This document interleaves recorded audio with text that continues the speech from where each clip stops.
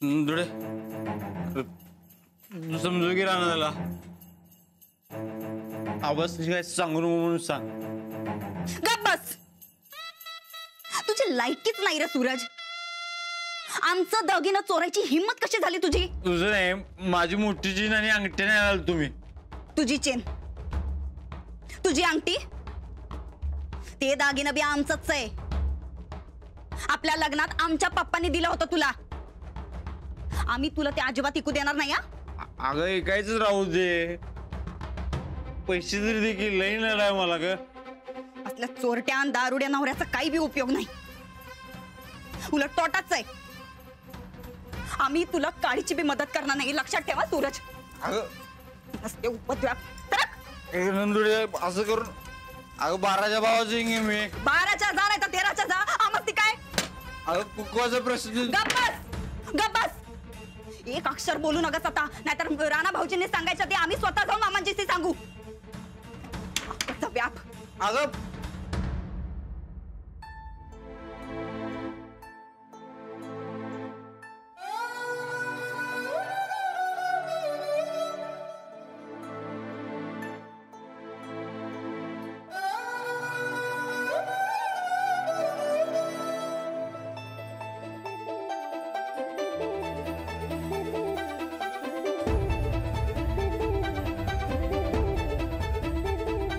काय झालं? झोप येत नाहीये का?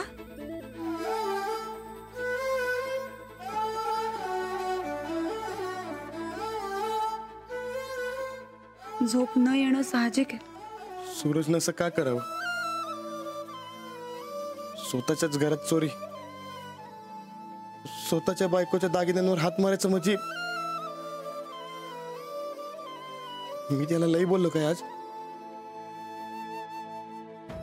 त्यांनी चूक केली म्हणून बोललात ना. पण मी त्याला एवढं वरडायला नाही पाहिजे होतं.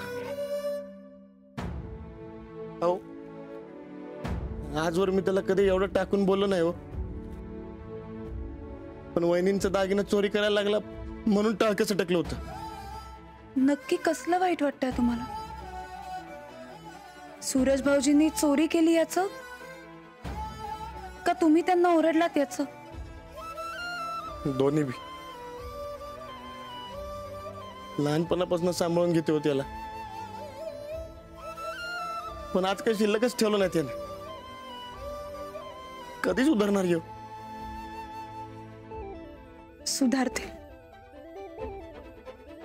आपल्याला त्यांना थोडं जास्त समजावून सांगावं लागेल, एवढंच. सूरजचा स्वभाव लई चांगला आहे, पण संगतीत आला की बिघडतोय. आता एक केव्हा समजणार त्याला?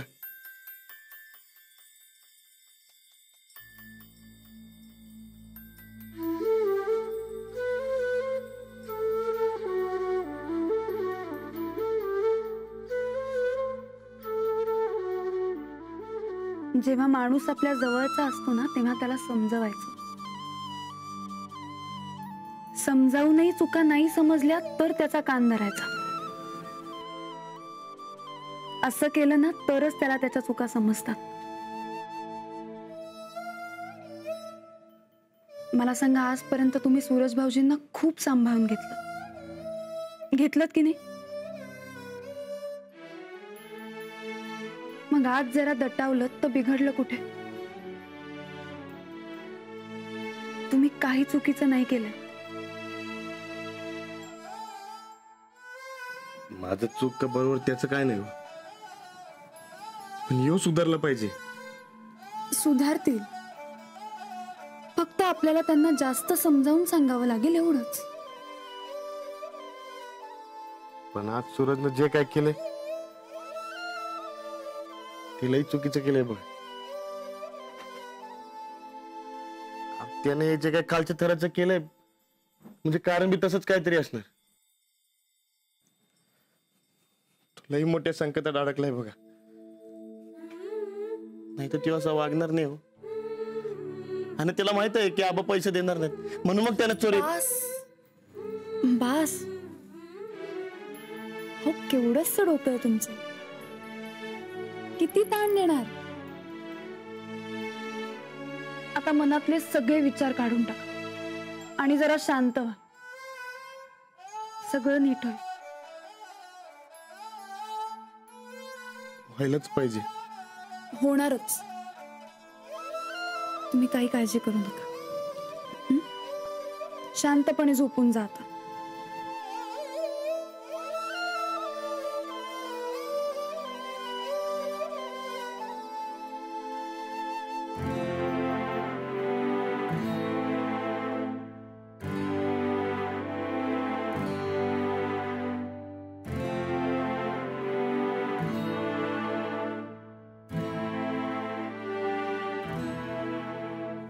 मांडीवर डोकं ठेवून झोपता का? लवकर झोप लाग.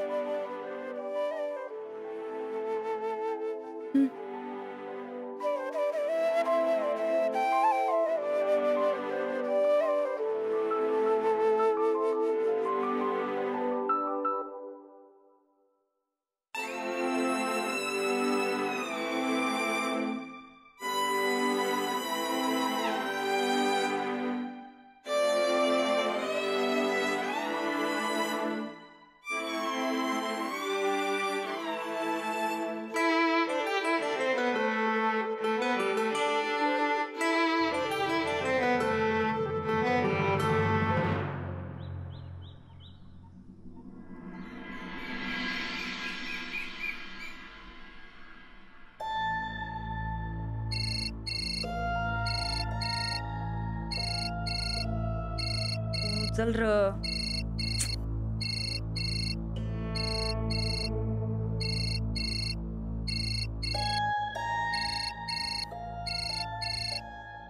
अरे सूरज, तुझा ताप आमासनी कशाला र?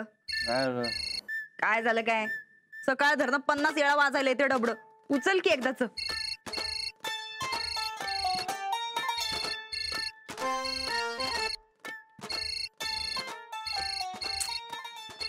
सूरज, अरे उचल की. हॅलो. नाही अहो, जरा झोप लागली होती हो. नाही अहो, पैसे देतो तुमचं, बुडवणार नाही मी. हो, शिव्या घालायचं काम नाही. सकाळ सकाळी सांगा लागलोय. हळू. अहो अहो, अडचण समजून घ्या की राव. तुम्ही बी असं करायला असा. अहो तसं नाही. अहो सगळ्याच्या सगळं पैसे देतो मी. अहो व्याजा सकट देतो, मग झालं. अहो 2-4-8 दिवस द्या की. अहो रक्कम काय बारकी आहे वय? पोलीस सजायची काय? अहो देतो. अहो हॅलो हॅलो.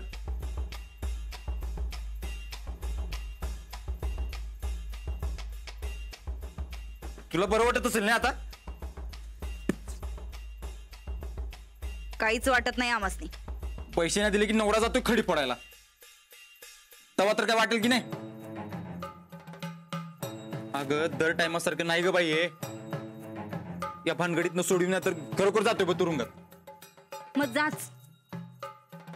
4-8 दिवस जरा आज जाऊन ये. राणा भाऊजी नाही तर मामांजी तुला सोडवून आणत्याल. पण आमच्या मागे ते पैशाचं टुंग लावू नकस. हा, एकतर काल आमच्या दागिन्यांवर हात मारायला चालला होता. स्वतःच्या घरात चोरी कराल तो म्हणजे किती सिरियस मॅटर आहे बघ की जरा. नाही तू आज जाच म्हणजे आयुष्यात बी सिरियस होशील.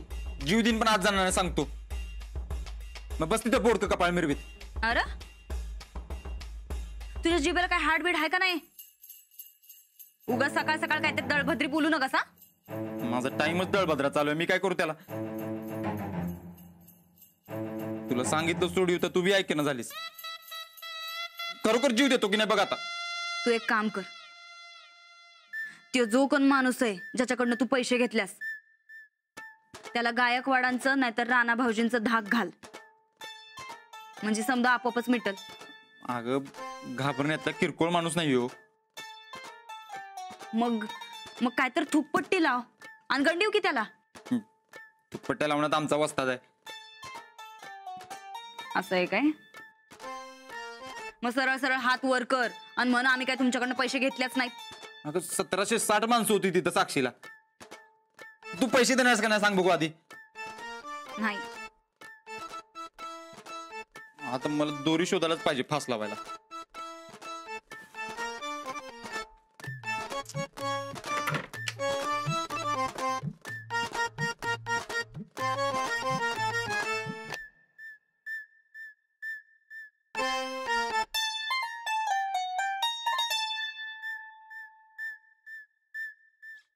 काम भागल माझं.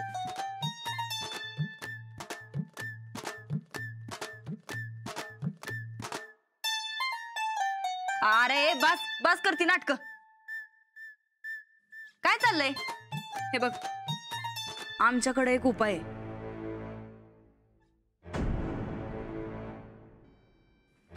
त्यो जमतोय का बघू. सांग की मग. परवा मामांजींनी 4 एकर जमीन विकत घ्यायची ठरवले.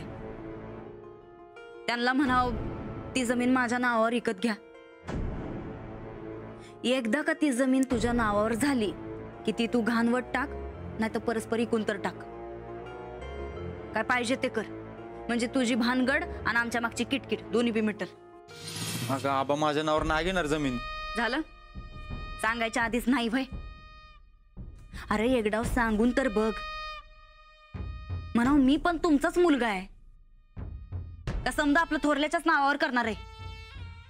एवढी 100-200 जमीन आहे, त्यातली 4 एकर जमीन जर तुझ्या नावावर केली तर काय बिघडत नाही त्यांचं. मला असं बोलायला नाही जमणार. हे बघ सूरज, आम्हासनी जो उपाय दिसला तो आम्ही सांगितला. आता तू बघ तुला काय करायचंय ते. आम्हासनी आपलं आमच्या कुकवाची काळजी वाटली म्हणून आम्ही बोल, दुसरं काय. असं कसं बोलू मी. असं कसं बोलू म्हणजे.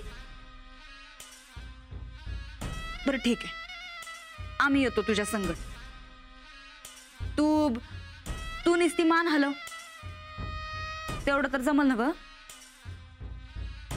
हे बघ सूरज, लई विचार करू नगस. एकदा काही जमीन तुझ्या नावावर झाली तर तुझी भानगड अशी सहज मिटल बघ. तू खरंच बोलणार आबासनी.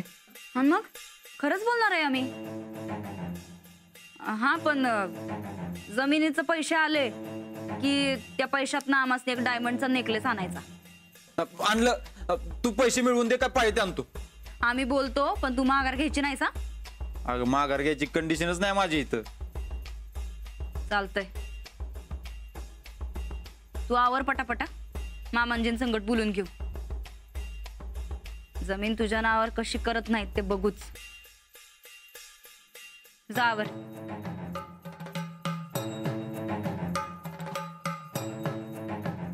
सूरज, साडी होती तशी घडी नीट करून ठेव. आमच्या साडीवर राग.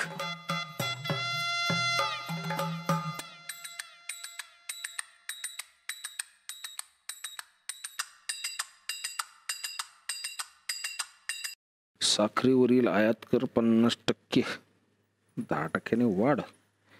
आबा अरे वा. मला बोलवलं. हा जरा एक काम होतं. काय तुम्ही आमच्या थोरल्या सुनबाई, पण तुमच्या नावावर काहीच नाही. म्हणजे काय आम्ही एक नवीन जमीन घेतली आहे, ती तुमच्या नावावर करायचा विचार आहे. अहो नको, माझ्या नावावर कशाला. अहो घरच्या लक्ष्मीच्या नावावर जमीन असली म्हणजे ती भरघोस पीक देते. तशी जमीन नापीक आहे, पण तुमच्या नावावर केल्यानंतर भरघोस पीक दिल बघा. ते हे करतीलच, यांच्या नावावर करा तुम्ही. काय आहे त्याच्या नावावर आधीच लय जमीन आहे, आणि तुमच्या नावावर केली म्हणजे तो अजून हुरूप आणून जमीन कसल ती. खास जमिनीवर खास मेहनत. असंच नाही काय, जमीन म्हणजे यांची आई आहे, असा भेदभाव नाही करणार. मामांजी जरा बोलायचं होतं. बोला. ते आमच्या ह्यांना का नाही आजकाल घरात लई परक्यासारखं वाटायलंय बघा. एकदम असं आश्रितासारखं. आता हे काय नवीन? अरे तुला काय वाटतंय? काही नाही, बाहेर 4 माणसं यासनी बोलून धावत्यात. समधी जमीन थोरल्याच्याच नावावर आहे, तुझ्या नावावर काहीच नाही. म्हणून मग आता जी नवी जमीन घेणार आहे का नाही, ती जर आमच्या ह्यांच्या नावावर केली तर लई बरं होईल. यासनी आश्रितासारखं वाटायचं नाही. सुनबाई, हा, तुमची जीभ आजकाल लय धीट व्हायली. आमचं नाही मामांजी, असं बाहेरच्यांचं म्हणणं आहे. बाहेरच्या माणसाचं ऐकून विचारायची हिंमत कशी झाली तुमची? काय रे, कोण बोललं तुला? नाव सांगा मला. ते मी काय मी या सगळ्या 12 भानगडी माहिती आहेत आम्हाला. 1 गुंठा बी जमीन आम्ही तुझ्या नावावर करणार नाही. जरा जे मिळते ते गप खा. माझ्या नावावर नाही तर हिच्या नावावर करा की. आमच्या अहो दोघांपैकी कुणाच्या बी नावावर असलं तर सारखंच आहे ना. माझ्यावर विश्वास नाही तर हिच्या नावावर करा की. ते करता येणार नाही. कसल त्याची जमीन.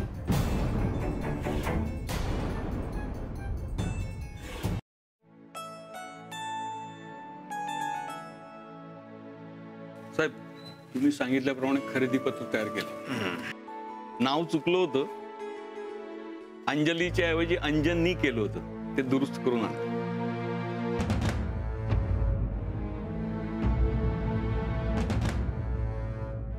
सुनबाई घ्या, याच्यावर सही करा.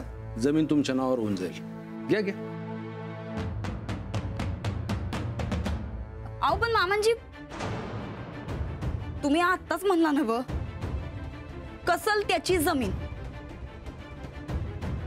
यासनी जमिनीतलं ज आणि पिकातलं प तर माहिती का?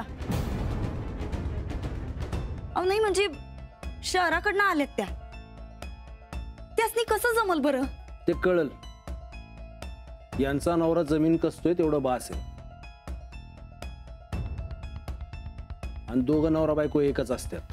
अहो पण मग आमच्या ह्यांच्या नावावर केली असती तर? आम्ही काय करायचं याची अक्कल शिकू नका आम्हाला.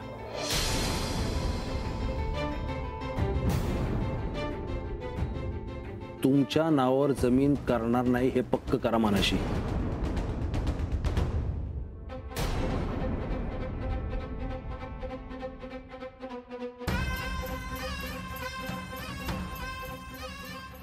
तुम्हासनी उशीर होतोय ना भ? चला.